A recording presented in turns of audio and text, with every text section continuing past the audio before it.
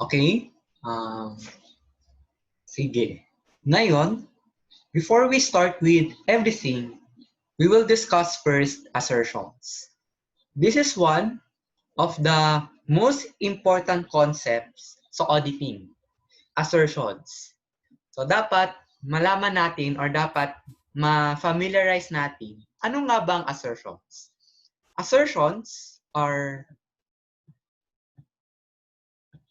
representations by management that are embodied in the financial statements as used by the auditor to consider the different types of potential misstatements that may occur. Okay, this is kind of vague. The definition is vague. Pero ganito na lang ang isipin natin. In case that there is a misstatement or a material misstatement, okay? Kung merong material misstatement, it means that it violated one or more of the assertions. Okay? So, ibig sabihin, if there is a material misstatement, it means that it violated one or more of the assertions. Yun ang i-discuss natin for today. Ano nga ba tong mga assertions na to? What are these assertions? Yung assertions, yun yung basis ni auditor to assess whether or not there is a misstatement or not. So let us discuss. What are the basic assertions? Number 1, existence. Ano yung existence assertion? It means that all recorded transactions occurred. All recorded transactions occurred. Bakit? Why is this important? Or why is the existence assertion important? Okay, please answer sa chat box. Is there a possibility that there is fictitious sales? Okay? Fictitious sales. Is it possible na merong sale na hindi naman talaga nangyari? Ni-record siya, pero hindi naman siya nangyari at all. Ni-record siya, pero yun na, walang nangyari. The answer is yes. There is a possibility that a certain transaction was recorded even if it never occurred. Okay, question.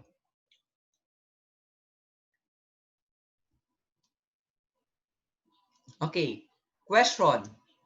If this happened, if there is a fictitious sale, what happened? Does it make our sales overstated or understated? Okay? So kung merong nangyaring fictitious sale, what is the effect on the sale account? Is it overstated or understated? What do you think? Okay, so that is correct. Ang effect is, pag merong fictitious sale, sales become overstated. Okay, so that is correct. So yun, it's good na na-gets nyo agad ano yung existence assertion. So okay, question. Sa palagay nyo, what are the accounts? Okay, sa palagay nyo, saan to nag-a-apply? Or which accounts do this apply? Okay? Saan kaya to nag-a-apply? Do this apply to assets? Nag-a-apply ba to sa liabilities? Sa revenue? Or expense? Sa palagay nyo, saan to mas nagmamatter? Yung existence assertion. Yun. Okay, so that's good. How about the rest? Pag existence, ano yung areas of concern natin? Okay, so that is correct. So yun, di ba? Ang concern natin dito, assets and revenues. Assets and revenues. Bakit? Kasi ganito, a company has a natural tendency to overstate assets. Okay? Si company, there is a tendency na i-overstate niya ang assets. Bakit niya gagawin yun? Kasi kung mataas ang assets ng company, then there is a perception na maganda yung company. So for example, if the company has a lot of cash or a lot of PPE, di ba? Yung impression natin sa company, malaki pala yung company. Kasi ang dami niyang assets, ang dami din niyang cash or PPE. So yun. So we are concerned about the overstatement of assets. In the same way, sa revenue. Kasi anong effect pag mataas ang revenue? Most likely, tataas ang net income. Okay? Kung mataas ang revenue, mataas din ang net income. So yun. So if the company is fraudulent, they will manipulate the revenues to make it seem na mataas. Okay? So para pamukhain siyang mataas or to make it look like high. So yun. So pag existence, assets, and revenues. Okay, ito. Let's now go to completeness. The assertion is about all occurred transactions were recorded. Ito, baliktad. Ang existence, gusto natin lahat ng mga na-record nangyari. Ito naman, lahat ng mga nangyari na-record. Why? Kasi there's a possibility that a transaction occurred. Okay ha? Nangyari yung transaction, however, it was not recorded. Nangyari yung transaction, hindi siya na-record. Hindi na-record ang transaction. Okay. A transaction occurred, but it was not recorded. Okay. Please answer sa chat box. What are the areas of concern if we're talking about completeness? Ano ba yung mga accounts na malaki yung risk na hindi siya i-record ng company? Okay. What are the possibilities? Or ano ba yung mga accounts na ayaw i-record ng company?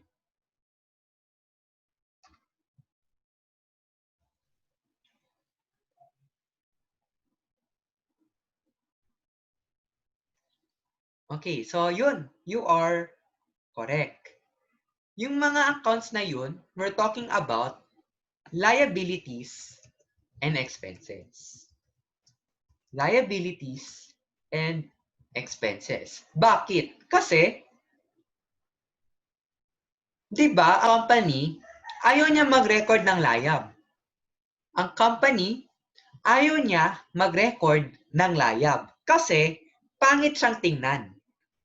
Pangit siyang tignan sa FS. Di ba? Kung malaki yung layabs ng company, hindi siya maganda tingnan. And of course, pag expenses, ayaw din i-record ng company ang expenses. Why? Kasi kung medyo mataas yung expense, edi mababa yung net income. So the company will more likely not record the expenses and liabilities kasi pangit siyang tignan sa FS. So that is completeness. All occurred transactions were recorded. So yun, completeness. And then, accuracy, all recorded amounts are correct. So accuracy, all recorded amounts are correct. And then, rights and obligations. The entity has control over the asset or obligation. And finally, presentation and disclosure. So yung presentation and disclosure, it's more of, it is classified at the right account. Okay? It is classified correctly in the FS and disclosures were made. So, kailangan natin i-assure na classified siya ng maayos sa FS and disclosures are made. So, yun. Rights and obligation, the entity has control. Okay? And then ito, classified correctly in the FS and disclosures are made. Okay. Please answer sa chat box. Let's have an example. Okay? So identify which assertion is violated. Okay ha? Para mas ma-appreciate natin siya. Identify which assertion is violated.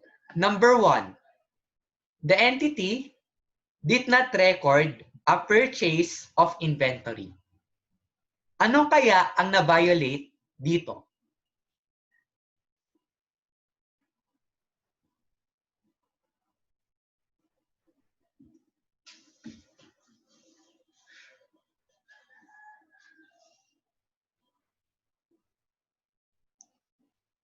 Okay? How about the rest? Ano kaya ang na-violate dito?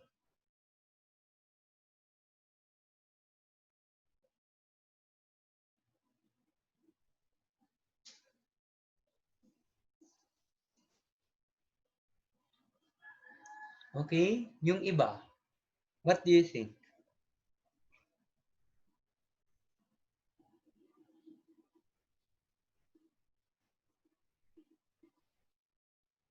Okay?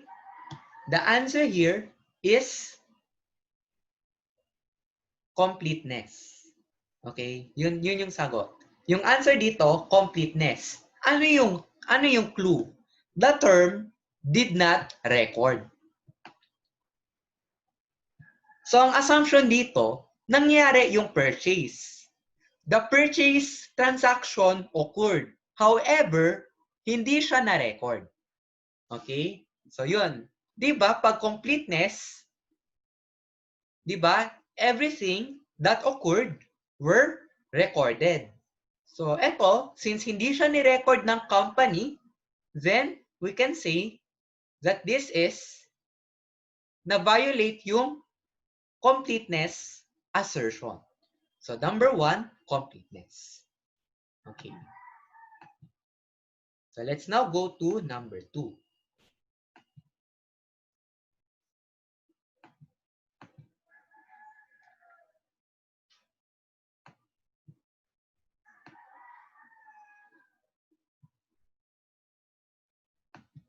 Okay, eto. The entity recorded an inventory even if the inventory was consigned from another company. Ano kaya yung na-violate? For number 2, there are two possible answers. There are two possible answers.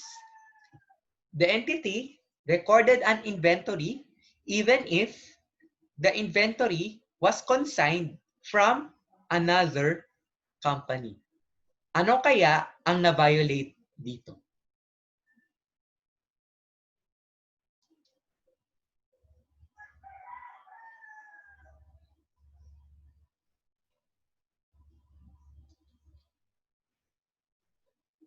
Okay.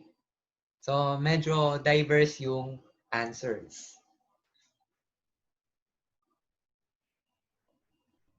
Okay. There are two possible answers. So, yun. Most of you got the first one. Existence.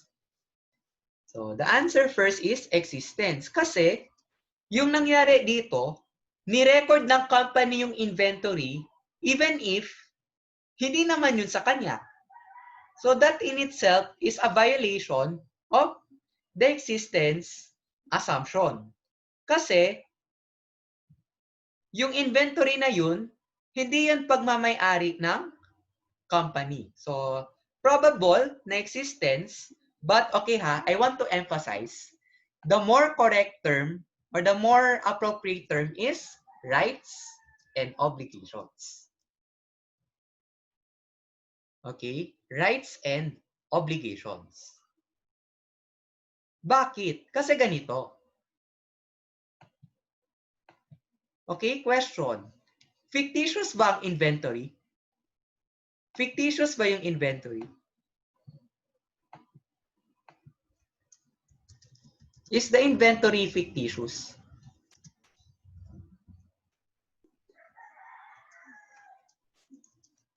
So, fictitious ba siya? Di ba? The answer is no.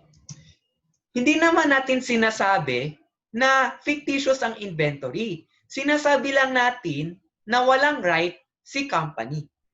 Okay? Sinasabi lang natin na wala siyang right. So, yun. Sinasabi lang natin na okay, nandyan yung inventory, however, hindi mo siya pagmamay-ari. Diba? Diba, na-experience mo ba na meron kayong possession, pero wala naman kayong right? Diba? Meron kayong possession, pero wala pala kayong right. Nasa inyo nga yun, totoo nga siya, pero wala kayong right. O yun, diba? Yun yung rights and obligations. Ang sinasabi natin dito, yung entity, wala siyang right. Kasi, yun na, consigned lang siya from another company. So, the more correct answer here is rights and obligations. Pero, kung walang rights and obligations, pwedeng existence. So, yun ha. So, yun yung number 2. Kasi wala siyang right. Okay. So, yun yung number 2. Let's now go to number 3. Okay, eto. Number 3, the entity mistakenly recorded a sale for 890 pesos instead of 980 pesos. So ito naman, nagkamali si company. Instead na 980 pesos ang sale, nirecord niya 890 pesos. So ano kaya ang na-violate?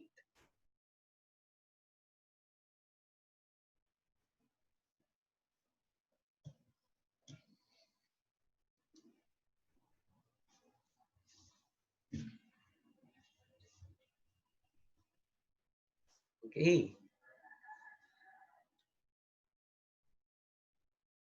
The answer is correct. Ang na-violate dito, accuracy. Kasi ganito, di ba? Nangyari ba ang sale? Yes. Nangyari ang sale? Yes. Na-record ba ang sale? Yes. Next question, is it recorded on the right amount? No. Okay? Hindi siya na-record at a right amount. So, di ba? Instead na 980 pesos, it was recorded at 890 pesos. So, this is a violation sa accuracy assertion. So, yun. Kasi, mali yung recording. Okay. Let's now go to the next. Ito.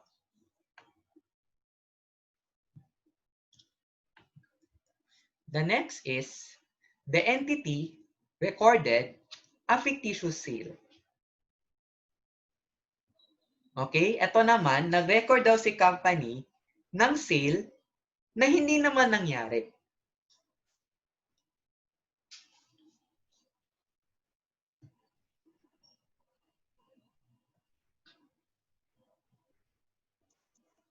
So, ano kaya yung assertion na na-violate?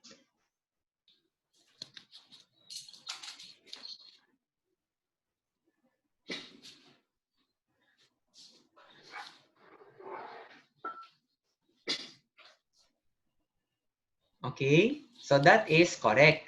Ang na-violate dito, existence assertion. Existence assertion yung na-violate. Kasi, nangyari ba ang sale? Hindi. Pero, ni-record siya. Okay? Dapat, hindi natin to ni-record kasi hindi siya nangyari. However, the entity recorded it anyway. So that's why this is a violation of the existence assertion because the entity recorded a fictitious sale. So yun. Yun yung number 4. Let's now go to the last. Ito. Okay. The last part is a liability is already due on November 2020. However, it is still classified as non-current liability. Okay? So meron daw liability, due siya November this year. However, sa FS, classified pa rin siya as non-current liability. So please answer sa chat box. What is the assertion that was violated?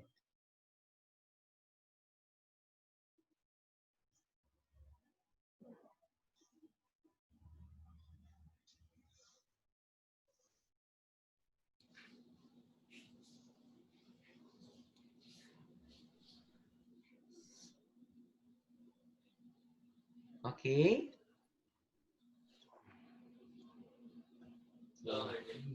So, that is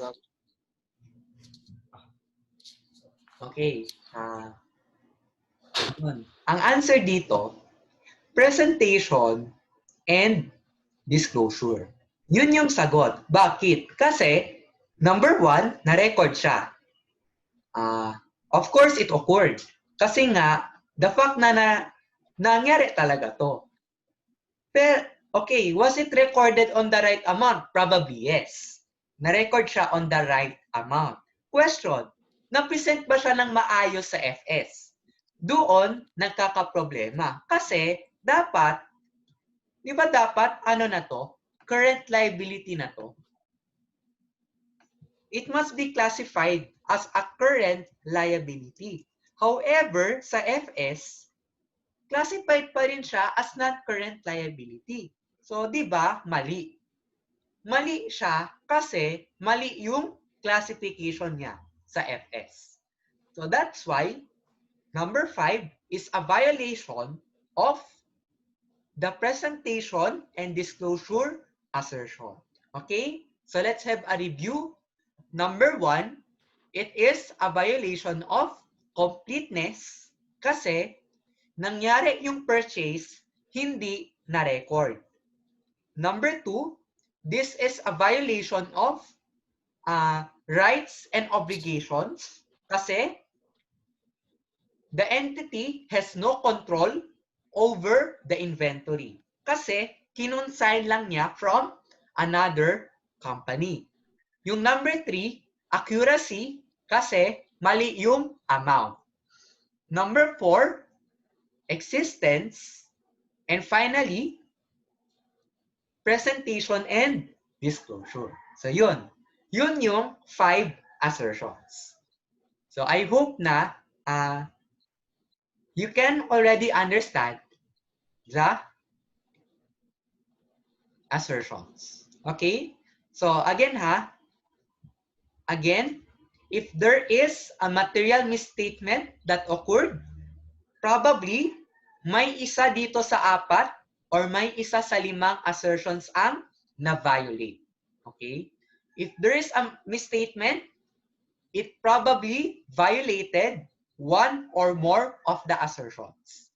Okay? So that's why assertions are important. Yun. That's why assertions are important. Okay. Let's now go to the next important topic. Let us now discuss audit risk. Okay? Mag-discuss tayo ng audit risk. Kasi, okay, let's have assurance engagement risk is the risk that the practitioner expresses an inappropriate conclusion when the subject information is materially misstated. Okay, possible kasi itong mangyari. Okay? Ganito kasi yung risk. There is a possibility na yung opinion, okay ha, yung opinion, there is no material misstatement. Okay? Yung opinion ni auditor, walang material misstatement. However, pero pala yung reality, the reality is, there is a material misstatement. Okay? So, ibig sabihin nito, mali yung opinion ni auditor. Kasi sabi niya, walang material misstatement. Pero in reality, meron palang material misstatement. Okay? So, di ba guys, na-experience na ba magbigay ng maling opinion? Nagbigay kayo ng maling judgment? Na-experience nyo na ba yun? Magbigay kayo ng maling judgment na sabi nyo mabait, tapos pala hindi. Or the other way around. Nagsabi kayo na masama, pero hindi naman pala. Na-experience nyo ba yun? Magbigay ng maling judgment sa isang tao or sa ibang bagay. Di ba? Lahat tayo naka-experience na mali yung opinion na mabigay natin. So in the same way as auditors. Auditors, they have a risk of giving a wrong opinion. So dapat, anong goal natin? Okay? Di ba may risk? What do we do? Do we increase? Ano yung goal natin? Do we increase the risk or decrease? Anong goal natin? Gusto ba natin to paliitin? Or okay lang sa atin na malaki yung risk? Na mali yung opinion?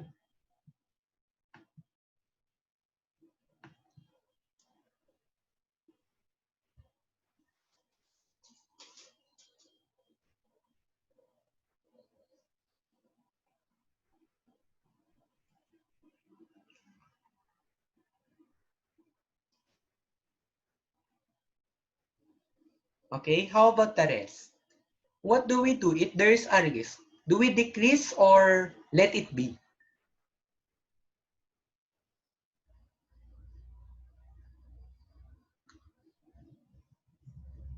Okay? So yun. That is correct. Our goal is to decrease the risk. Okay ha? Yun ang gusto nating gawin. We want to decrease the overall risk. Yun, gusto natin siyang paliitin. We want to decrease the risk. Okay. What are the three risks that compose? Okay? So, ang masasabi ko, audit risk has three components. Audit risk has three components. May tatlong components ang audit risk. These are the three.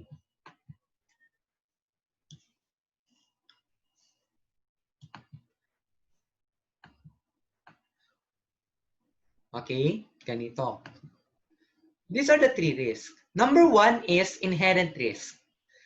The risk or the susceptibility of the subject matter information to a material misstatement, assuming that there are no related controls. Okay? So, assuming walang controls, inherent risk. The susceptibility to material misstatement. Example ng inherent risk, cash. Okay? Cash. Ito yung example ng account na super vulnerable to misstatement. Okay. Sa palagay nyo, bakit ang cash high yung probability of misstatement? Bakit malaki yung probability ng misstatement ng cash? Or bakit ba pag may cash, madali siyang manakaw? Or madali siyang i-corrupt? Or delikado na baka makorrupt siya pag cash? Please answer sa chat box. Sa palagay nyo, yun, number 1, palagi natin ginagamit ang cash. Yun, we use cash all the time. So, number 2, it's liquid. So, that's liquid, di ba? Cash is highly liquid. Kung kukunin mo siya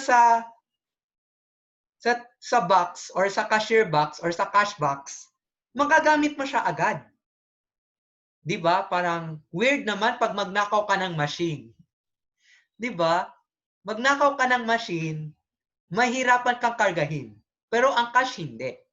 Kasi ang cash, pwede mo lang ilagay sa bulsa. Yun. So, yun. The nature of cash. And of course, the human nature na, di ba, naturally, we are selfish. So, we want the best interest. So, gusto natin, kulang na lang mag-cheat tayo. Kasi that's human nature. Let's be honest. Humans are meant to be bad. Okay? So, yun, human nature. Kasi, yun na, gusto talaga siya nakawin ng tao. So, okay. So, yun yung example ng inherent risk. Okay? Inherent risk. Okay. Please answer sa chat box. Is there a possibility to decrease the risk of cash? Okay? Is it possible to decrease the risk of cash?